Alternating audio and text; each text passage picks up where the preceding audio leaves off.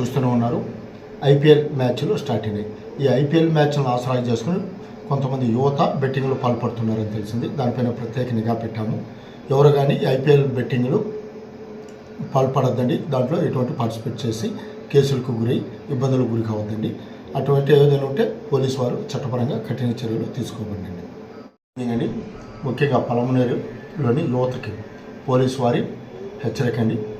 ఈ మధ్య IPL betting start అయింది.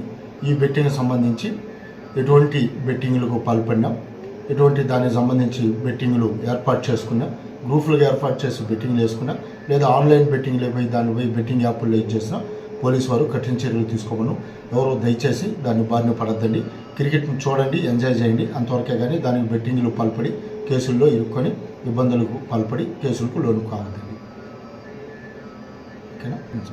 దీనిపైన పోలీసు కూడా ప్రత్యేకంగా కొన్ని బృందాలు ఏర్పడి నిఘా ఏర్పాటు చేసాం.